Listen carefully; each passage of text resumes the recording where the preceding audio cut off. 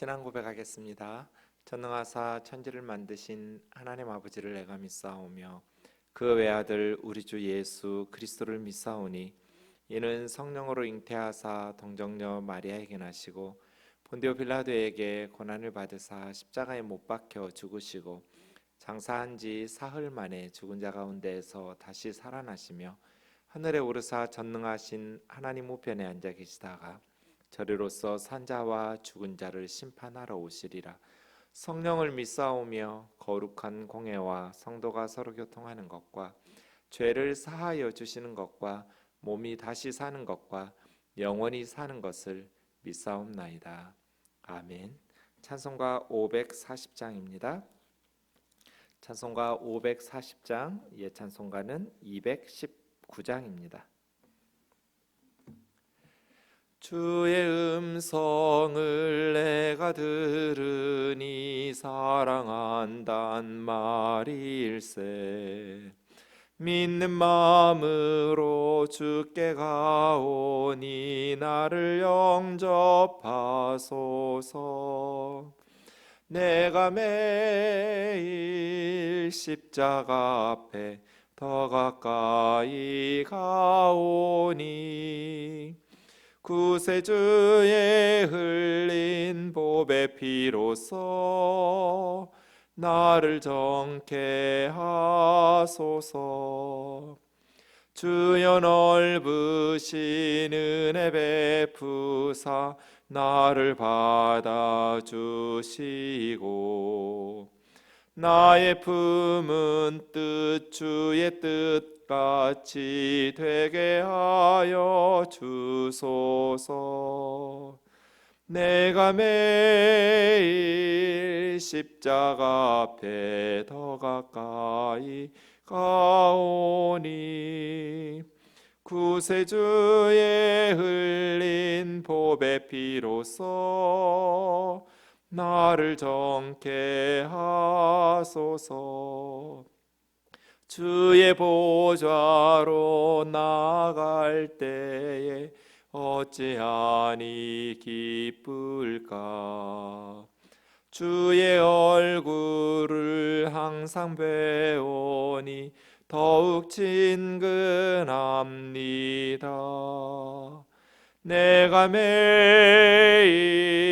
십자가 앞에 더 가까이 가오니 구세주의 흘린 보배 피로써 나를 정케 하소서. 우리 구주의 넓은 사랑을 측량할 자 없으며 주가 주시는 참된 기쁨도 헤아릴 수 없도다. 내가 매일 십자가 앞에 더 가까이 가오니 구세주의 흘린 보배 피로써 나를 정케 하소서. 아멘. 마가복음 7장 24절에서 37절입니다. 마가복음 7장 24절부터 37절 말씀까지 우리 한 절씩 교독하겠습니다. 예수께서 일어나사 거기를 떠나 두로 지방으로 가서 한 집에 들어가 아무도 모르게 하시려 하나 숨길 수 없더라. 이에 더러운 귀신 들린 어린 딸을 둔 한 여자가 예수의 소문을 듣고 곧 와서 그 발 아래 엎드리니 그 여자는 헬라인이요 수로보니게 족속이라 자기 딸에게서 귀신 쫓아내 주시기를 간구하거늘 예수께서 이르시되 자녀로 먼저 배불리 먹게 할지니 자녀의 떡을 취하여 개들에게 던짐이 마땅치 아니하니라. 여자가 대답하여 이르되 주여 올소이다마는 상 아래 개들도 아이들이 먹던 부스러기를 먹나이다. 예수께서 이르시되 이 말을 하였으니 돌아가라 귀신이 내 딸에게서 나갔느니라 하시매 여자가 집에 돌아가 본즉 아이가 침상에 누웠고 귀신이 나갔더라. 예수께서 다시 두로 지방에서 나와 시돈을 지나고 데가볼리 지방을 통과하여 갈릴리 호수에 이르시매 사람들이 귀먹고 말 더듬는 자를 데리고 예수께 나와 안수하여 주시기를 간구하거늘 예수께서 그 사람을 따로 데리고 무리를 떠나사 손가락을 그 양 귀에 넣고 침을 뱉어 그 혀에 손을 대시며 하늘 우러러 탄식하시며 그에게 이르시되 에바다 하시니 이는 열리라는 뜻이라. 그의 귀가 열리고 혀가 맺힌 것이 곧 풀려 말이 분명하여졌더라. 예수께서 그들에게 경고하사 아무에게도 이르지 말라 하시되 경고하실수록 그들이 더욱 널리 전파하니 사람들이 심히 놀라 이르되 그가 모든 것을 잘하였도다. 못 듣는 사람도 듣게 하고 말 못하는 사람도 말하게 한다 하니라. 아멘. 오늘은 두 가지 수로보니게 여인이 그 딸을 고쳐주시기를 구하는 내용과 귀먹고 말을 더듬는 한 사람을 고쳐주시는 치유 스토리입니다. 우리는 예수님께서 이방 지역으로 가셨다라는 것을 알 수 있습니다. 이스라엘의 북쪽에 두로 지방으로 가서 어쩌면 좀 쉬시고 싶었던 것 같습니다. 한 집에 들어가 아무도 모르게 하시려 하나.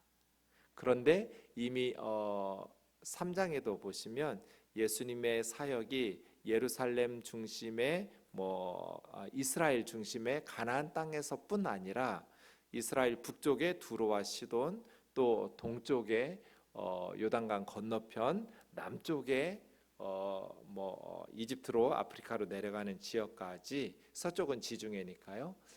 하여간 이방 지역에도 널리 사역을 하시고 예수님의 소문이 퍼졌다라는 것을 우리가 앞에서 살펴보았었습니다.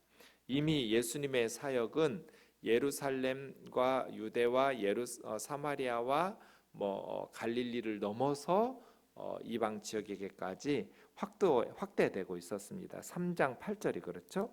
유대와 예루살렘, 이두메와 요단강 건너편, 동쪽이죠. 두로와 시돈, 이렇게 예수님께서 많은 사역들을 이방 지역에서 행하셔서 예수님이 좀 조용히 두로 지역에서 좀 드러나지 않게 있으시려고 했는데 숨길 수가 없어서 사람들이 찾아온 것 같습니다. 그 소문을 듣고 더러운 귀신들이, 사실 이 본문은 굉장히 유대인의 입장에서 보면 부정한 것들이 가득한, 우선 이방 지역 유대인들은 이방인들을 부정하다고 여겼고요. 귀신 들린 것도 마찬가지죠. 더러운 귀신 들린 여인입니다.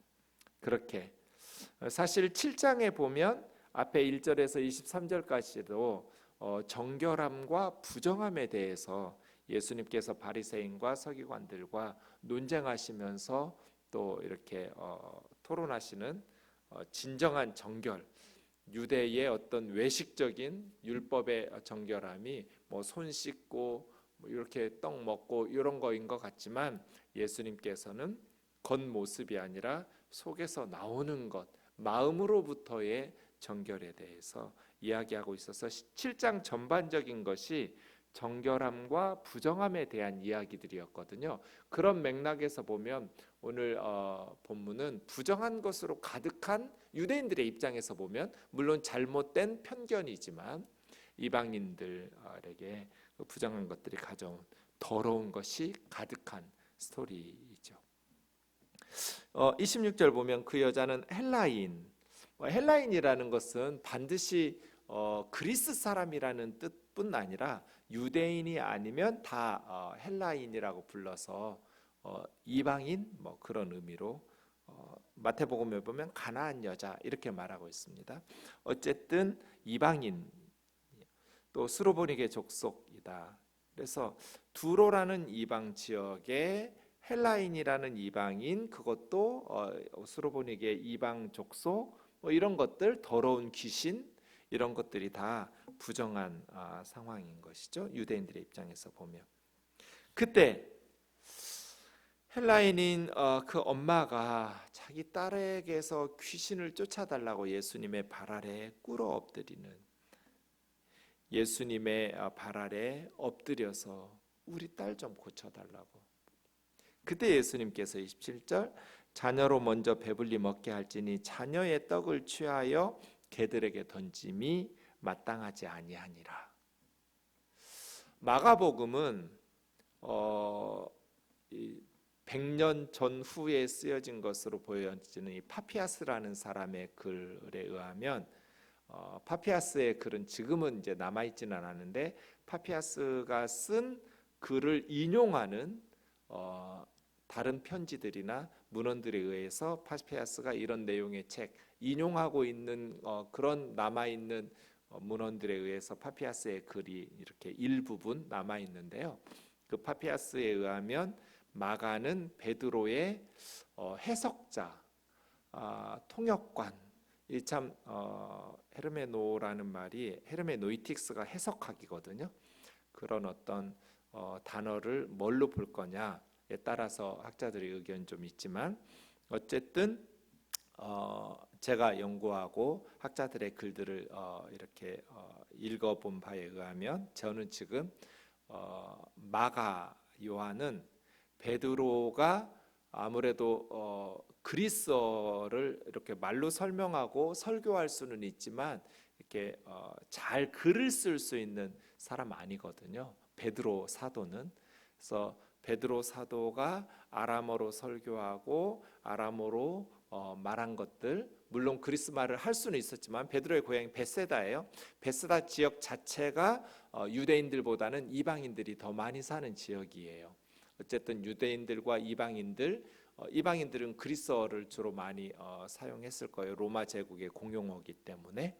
어쨌든 베드로가 베세다 출신이고 그리스어를 할 수는 있었지만, 마가처럼 마가 요한은 그 히브리 이름이고요, 마르쿠스라는 이 이름 자체가 그리스어 이름을 가지고 있었어요. 그런 것들을 보면 마가 요한은 어려서부터 그리스 교육을 받은, 헬라 교육을 받은 사람으로 보아야 해서, 어쨌든 베드로가 구술해 주거나 가르쳐 준 어떤 내용을 마가 요한이 그리스 말로 이렇게 잘 써서, 물론 그렇게 했다고 해서 마가가 뭐 창작한 건 아니에요. 그래서 어쨌든 마가복음을 베드로 복음이라고 불려요. 왜냐하면 그 파피아스의 글에 의해서 베드로가 이렇게 말해준 것들을 통역했다. 이게 이제 그리스 말로 저는 이제 마가복음을 쓸 때 이렇게, 그러니까 마가복음 뒤에는 베드로 사도가 있는 거예요. 이제 베드로전서 5장 13절에 보면 내 아들 마가, 이렇게 베드로가 마가에 대해서 부르는 장면들도 있는데요. 어쨌든 마가복음은 베드로 사도가 죽은 후에 네로 황제 박해 동안에 로마에서 쓴 것으로 대부분 이제 성경학자들이 동의하고 있거든요. 그렇다고 보면 마가복음은 이방인 지역에서, 로마라는 이방인들을 대상으로 한 쓰여진 복음 선거예요. 그럼 마가복음을 읽고 있는 초창기 성도들은 대부분 이방인 크리스찬들이었을 텐데, 이 본문의 27절의 말씀이 얼마나 마음이 불편했겠냔 말이에요. 우리식으로 말하면 개 같은 것들에게는 떡을 줄 수 없다, 이런 식으로 아주 모욕적인 거부잖아요. 어찌 보면 고쳐주기 싫으면 말지, 굳이 다른 이유가 없어요.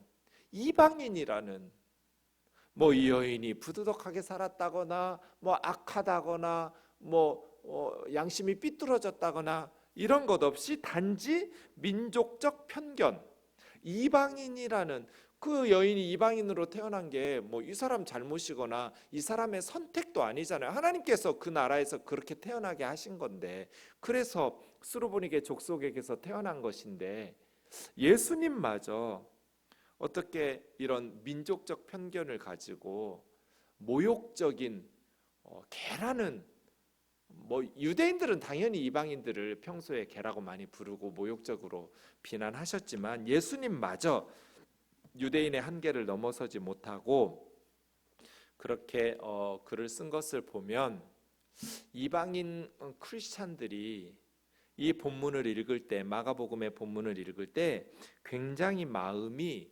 불편했을 것 같아요. 그래서 마가는 이 표현을 좀 개라는 단어를 다른 단어로 바꾼다거나 좀 생략한다거나 뭐 이럴 수도 있었을 텐데, 베드로 사도의 증언에 의해서 실제로 주님께서 이렇게 하셨기 때문에 이 글을 읽고 있는 이방인 출신 크리스찬들에게 좀 걸림돌이 될 수 있었음에도 불구하고 그대로 기록해낸 것이죠. 그러면 왜 예수님께서는 이방인 귀신 들린 그 딸을 둔 세상에서 가장 불쌍한 여인 중에 하나인 이 엄마에게 개라고 부르면서 거절을 하셨을까? 유대인이든 뭐 헬라인이든 어느 나라 사람이든 엄마의 마음은 다 똑같을 거잖아요. 더러운 귀신 들려서 고생하고 있고 그렇게 세상 사람들로부터 멸시를 받고 있는 자기 딸을 생각하면 이 엄마의 마음은 너무너무 그동안 자기 딸이 모욕당하는 것에 대해서 굉장히 가슴 아팠을 텐데, 예수님마저도 그동안 이 여인이 들었던 예수님에 대한 소문은 굉장히 달랐잖아요.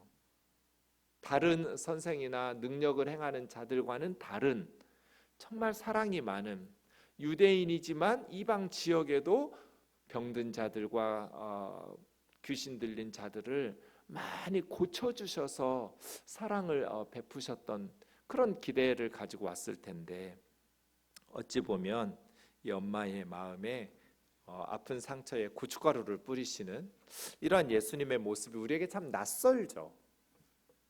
네. 그 이유를 우리는 짐작할 수는 있을 것 같아요. 이 여인의 믿음을 예수님은 테스트하시기를 원했죠. 정말 그냥 믿져야 본전이니까 예수님한테 한번 구해나 보자 라는 심정으로 왔다면, 고쳐주기 싫으면 말지 뭐 그렇게 심한 말을 하느냐고 그렇게 쏘아붙이고 떠났을 것이고, 정말 예수님이 고치실 수 있을 거라는 확신이 있었다면, 믿음이 있었다면 어떤 모욕적인 말들도 감내하고 예수님을 끝까지 붙들었을 것이고, 이 수로보니게 여인은 그 이후에 이방인 크리스찬들, 뭐 이방인들, 또 뭐 유대인이라 할지라도 예수님에게 나오려는 사람들에게 좀 더, 모든 사람이 예수님에게 지금까지 2000년 동안 우리를 포함해서 예수님에게 기대를 가지고 나아갔잖아요. 그때마다 모든 사람들에게 예수님은 항상 부드럽게 따뜻하게 우리가 원하는 대로 다 들어주시지는 않았을 거잖아요. 그러할 때 우리는 어떻게 주님을 끝까지 붙들어야 되는지 이 수로보니게 여인이 정답을 제시해 주는 것 같아요. 네, 예수님을 끝까지 신뢰한다면 이 여인처럼 포기하지 않겠죠. 우리는 얼마만큼 예수님을 신뢰하고 있을까요? 세상에 살다 보면 상처받는 일이 많죠. 천사 같은 저희 어머니도 가끔 저한테 상처 줘요. 하지만 제가 어머니를 포기하지 않잖아요. 어머니를 믿으니까. 실수하기도 하고 상처 주기도 하지만 어머니를 사랑하고 어머니의 사랑을 신뢰하고 믿으니까 이 여인은 주여 옳습니다 인정했어요. 자기 자신을 높이면서 고쳐주기 싫으면 말지 이런 식으로 쏘아붙이지 않고 주님 옳습니다. 주님 앞에서 저는 한 줌의 흙과 같고 그런 비천한 개와 같습니다. 주님 앞에서 저는 당당히 그 무엇을 고쳐달라고 요구할 수 있는 그런 자격이 없습니다. 이 여인의 고백, 주여 올소이다마는 우리는 그렇지 않나요? 주님에게 마땅히 이것을 해줘야 한다고 요구할 수 있는 자격을 갖춘 사람이 있을까요?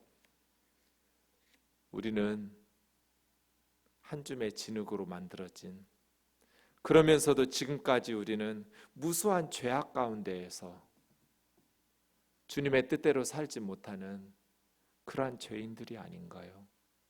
무슨 자격으로 우리가 당연히 해줘야지, 당연히 존중하는 말 해주고 부드러운 말로 위로해주고 당연히 상처 주는 말을 해서는 안 되지라고 요구할 수 있는 자격이 있나요? 아무도 없습니다. 이 여인처럼 주님 옳습니다. 제가 대학 다닐 때 저 큰 누나 집에서 다녔는데요, 바로 아랫집 아저씨가 믿음이 없으셨어요. 그냥 아주머니가 믿음이 좋으셔서 아내 따라서 교회 그냥 왔다 갔다 하시는 분인데 교회 다니는 길을 포기하셨어요. 어느 날 목사님이 아마 이사야 말씀 설교하셨나 봐요. 성경 구절에 지렁이 같은 너 야고바 그런 구절 있잖아요. 주일에 교회를 다녀오셔서 막 이 아저씨가 화가 나셨어요. 어떻게 사람에게 지렁이 같다고 말할 수가 있느냐고 목사가. 그 뒤로 교회를 안 다니셨어요. 물론 그 내용을 제대로 설교 앞뒤 문맥을 잘 들으셨다면 그렇지 않았을 텐데 조시다가 그 부분만 들으셨는지 하여간 그 아저씨가 굉장히 분노하셨던 기억이 아직도 생생해요. 어떻게 사람에게 지렁이 같다고 말할 수 있느냐고. 상처받을 일 많죠. 오해할 일들도 많아요. 그런데 정말 예수 믿냐 이 말이에요.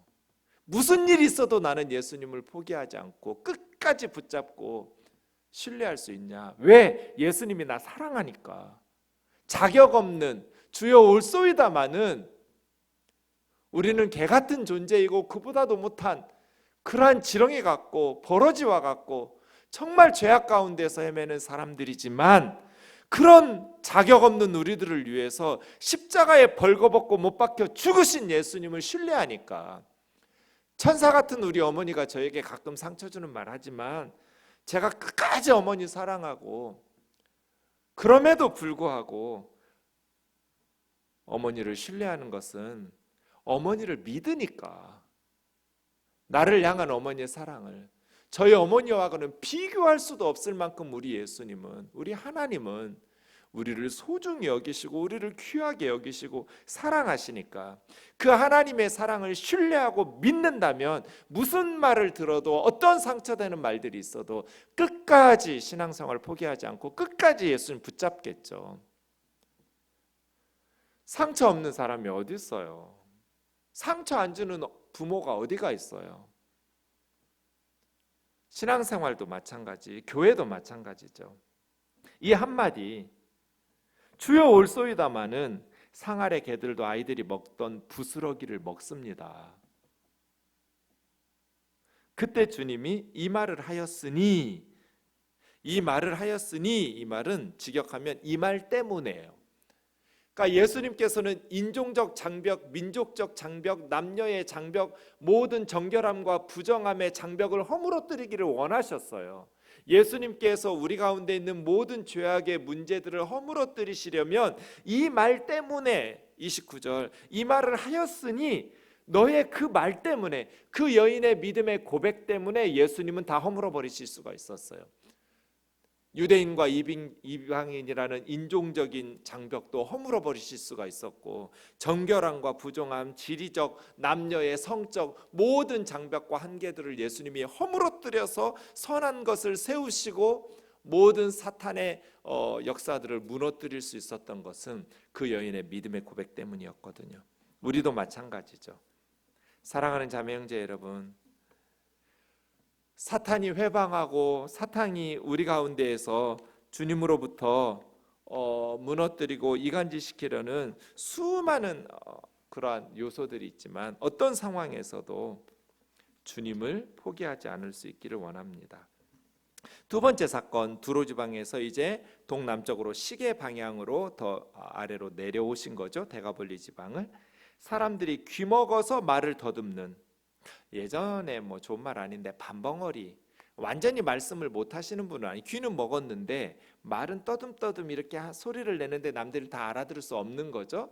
반벙어리라고 이렇게 부르는 것처럼 어떤 사람을 예수님에게 데리고 와서 안수해서 고쳐주시기를 원했어요.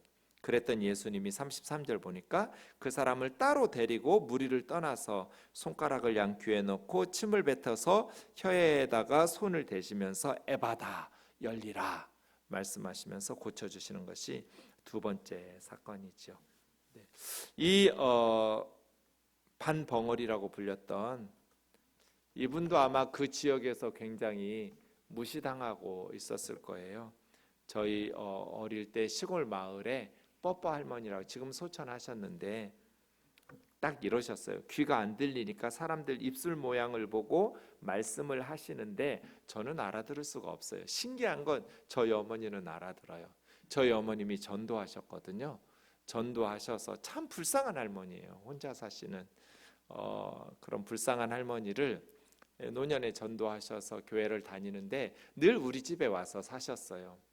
그러면서 자기 집 있으셨는데, 그러면서 이제 어머니하고 많이 지내니까 어머니는 그냥 다 이렇게 의사소통이 되는데 저는 아무리 집중해도 알아듣기 어려운, 동네 사람들이 다 무시하고 함부로 대했어요. 어린 아이들도 함부로 대했어요. 말이 정확하지 않고, 그래서 그냥 반말하고 어린 사람들도 무시하고 가난하고 말 어눌하니까 사람들로부터 이렇게 많이 마음이 속상하고 그런 할머님 계셨어요. 아마 이 형제님 그랬던 것 같아요. 조용히 이 사람을 따로 한적한 곳에 데리고 가셔서 고쳐주셨어요. 아마 이것은 메시아 은닉과 관련되어 있어서 이사야 35장 6절에 보면 벙어리의 혀가 풀려서 말하게 되는 게 메시아의 사역 중에 하나거든요. 그러니까 예수님께서 메시아됨을 이방 지역에서는 전하라고 그래요. 거라사 지역에서 군대 귀신 들렸던 사람에게 고쳐주시고 나 따라다니지 말고 이 지역 데가볼리 지역에서 복음을 전하라고. 그런데 유대인들이 있는 유대 지역 가나안 땅이나 아니면 유대인들이 살고 있는 그러한 마을에서는 예수님께서 유대인들은 메시아는 로마 제국으로부터 해방을 가져올 것이라는 기대가 있었기 때문에 좀 은닉하면서 그런 잘못된 메시아 사상을 가지고 있는 유대인들에게 예수님께서 메시아라는 것들이 막 드러나면 예수님이 사역을 제대로 할 수 없고, 이거 로마 제국에 대한 어떤 혁명, 군사적인 행동, 민중 봉기 이런 식으로 발전돼서 예수님의 십자가와 부활이 메시아의 구원 사역이라는 것들을 제대로 전할 수 없기 때문에 이 사람을 고치실 때도 한쪽에 조용히 데리고 가서 고쳐주시고 이 사람에게 말이 분명하게 귀가 들리도록 하면서 알리지 말라고, 나에 대해서 이 치유에 대해서 경고하시는, 경고하실수록 더 많이 알려서 이 사람이 막 전파하고 다녀서 예수님의 사역이 사실은 지장을 받기는 하는데요. 어쨌든 오늘 이 새벽에 우리가 하나님의 말씀을 묵상하면서 나는 주님 앞에 나아갔을 때 어떤 사람인가. 물론 우리가 다른 사람을 예수님처럼 막 개라고 말하고 그렇게 함부로 대하면 안 되겠죠. 예수님이니까 그 신앙의 유익을 위해서, 우리의 믿음의 유익을 위해서 이런 말씀들을 하는 거지, 우리가 다른 자매 형제들을 향해서 그렇게 함부로 말하고 무시하고 멸시해도 되는 것은 아닌 것이죠. 다만 우리는 주님 앞에 섰을 때 내가 한 줌의 흙이라는 것을 기억하면서 주님 앞에서 어떤 상처, 어떤 우리가 기대했던 것들이 응답되지 않고 무너진다 할지라도 끝까지 예수님을 붙잡고 믿음으로 살아갈 수 있는 저와 여러분 되기를 원합니다. 기도하겠습니다. 하나님 아버지, 수로보니게 여인,